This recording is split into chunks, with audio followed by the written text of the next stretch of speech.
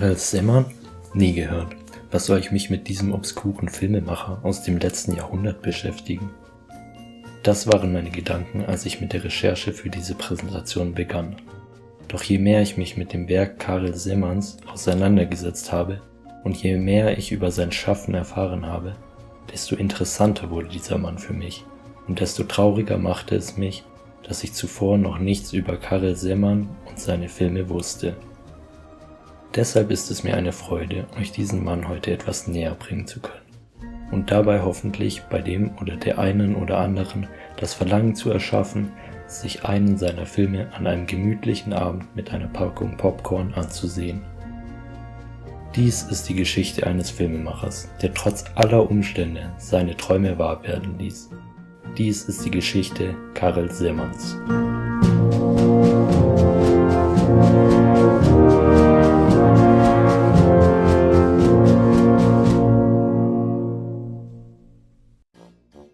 Karel Zeman wurde am 3. November 1910 in der kleinen Gemeinde Ostromněč in Österreich-Ungarn, dem heutigen Tschechien, geboren.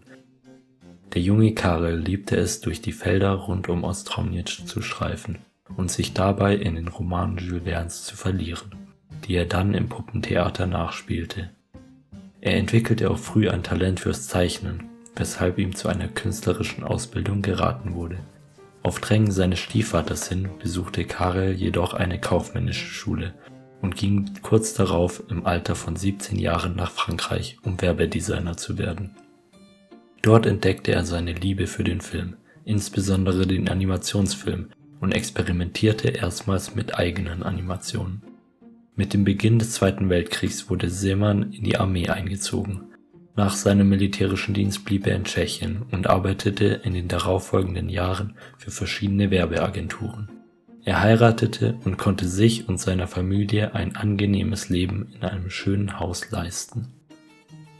Doch Karel Zeman wollte kein angenehmes Leben, kein schönes Haus, er wollte keine Werbung machen. Karel Zeman wollte Filme machen. Und so ließ er dieses Leben 1943 ohne zu zögern hinter sich, als ihm der Regisseur Elmar Close eine Stelle in den Bata Filmstudios in Zlín anbot. Dort arbeitete er zunächst als Junior Animator, bis sich für ihn eine einmalige Gelegenheit auftat. Ein Feuer in den Lagern des Studios hatte einen Film der Regisseurin Hermina Turlova zerstört und Zeman wurde damit beauftragt, das Animationsdepartement für den Nachdreh zu beaufsichtigen.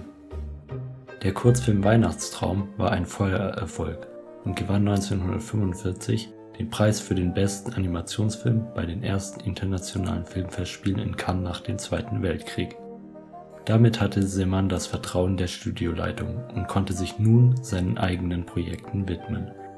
In der Zeit von 1945 bis 1950 produzierte er 9 Kurzfilme, darunter die populäre Mr. Prokuk-Reihe und den Film Inspiration, der mit Figuren aus geblasenem Glas animiert wurde. 1952 veröffentlicht Zeman mit Der Schatz der Vogelinsel sein erstes Feature. Der Film ist visuell an persische Zeichnungen angelehnt und verbindet Cutout-Animationen mit Stop-Motion. Sein Durchbruch feiert Zeman aber 1955 mit seinem zweiten Feature Reise in die Urzeit, in dem er längst ausgestorbene Arten mit Hilfe verschiedener Special Effects Techniken zum Leben erweckt. 1957 erfährt Zeman erstmals internationale Anerkennung. Der Film Die Erfindung des Verderbens, der auf dem gleichnamigen Roman Jules Vernes basiert, wird in 72 Länder verkauft und ist bis heute der erfolgreichste tschechische Film. Für den Stil des Films lässt sich Zeman von Kupferstich-Illustrationen inspirieren, die nicht nur die Visualität der Animation, sondern auch die der Kostüme und Sets diktieren.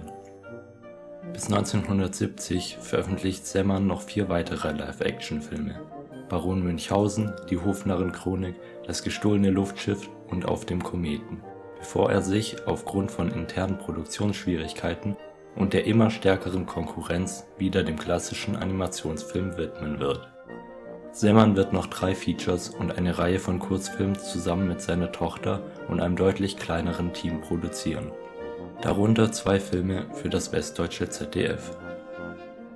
Seeman wird am 5. April 1989 im Alter von 78 Jahren in Slin versterben.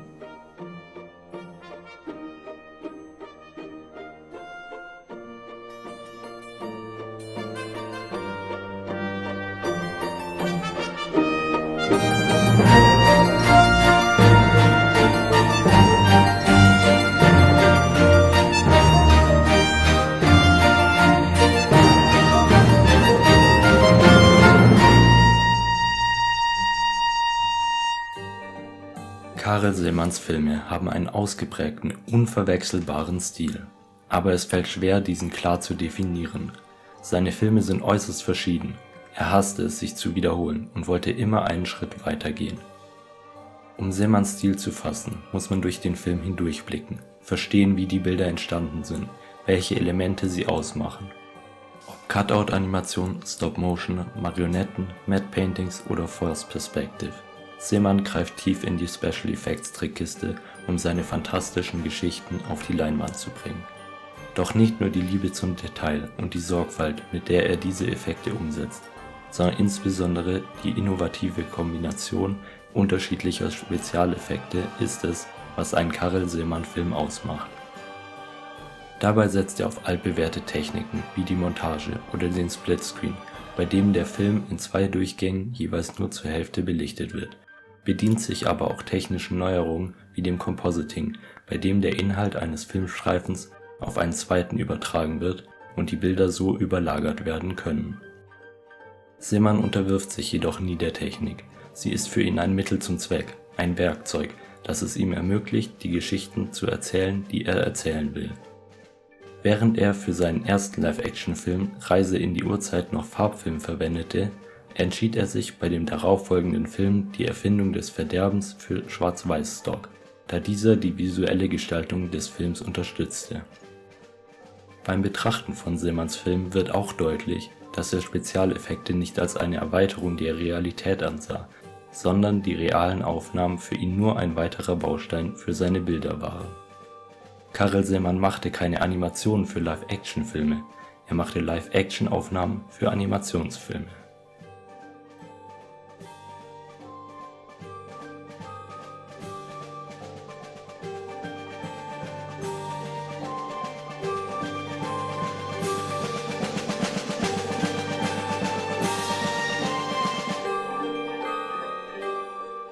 Visuell zeichnen sich Seemans Filme besonders durch die malerische Qualität der Bilder aus.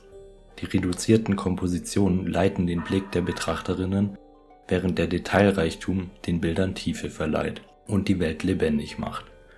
Obwohl die Kamera aufgrund der Spezialeffekte meist statisch bleibt, sind Seemans Filme alles andere als unbewegt. Es gibt kaum eine Einstellung, in der sich nichts bewegt, sei es auch nur ein Element im Hintergrund oder ein Vogel, der durchs Bild fliegt. Mit seinen Filmen erschafft Seeman fantastische Welten. Inspiriert von verschiedenen Märchen und den Romanen Jules Vernes erzählt er epische Abenteuergeschichten. Er schafft es, ernsthafte philosophische Themen zu behandeln, ohne dabei seinen jugendlichen Charme und den wunderlichen Humor zu verlieren, die seine Filme so besonders machen. Seeman nimmt die Zuschauerinnen mit auf die Streifzüge seiner Kindheit rund um das verschlafene Ostromniec und er führt sie in die blühende Fantasie des jungen Karel.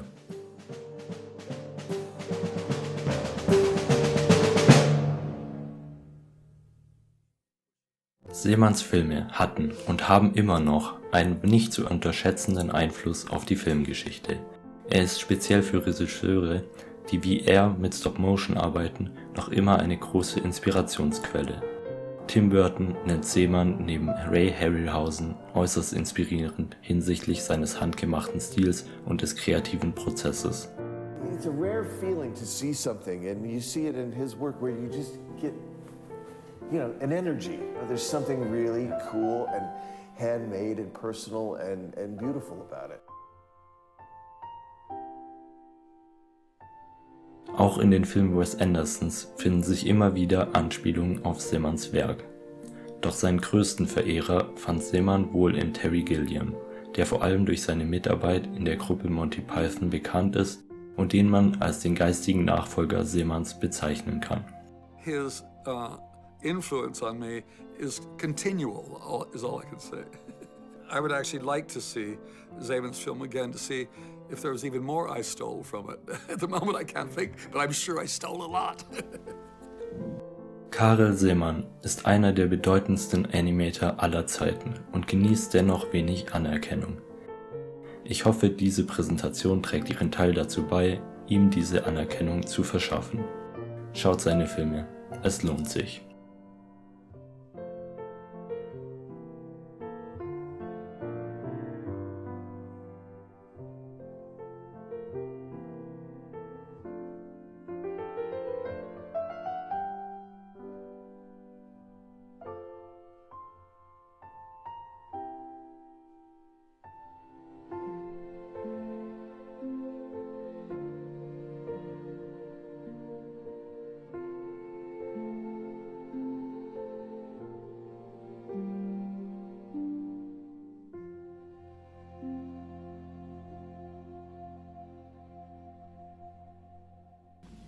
Šlo mi o jedno. Ukázat fantastický svět a film mi tuto možnost nabízel. Byla to pro mě úplně nová, neprozkoumaná oblast, ale oblast velikých tvůrčích možností.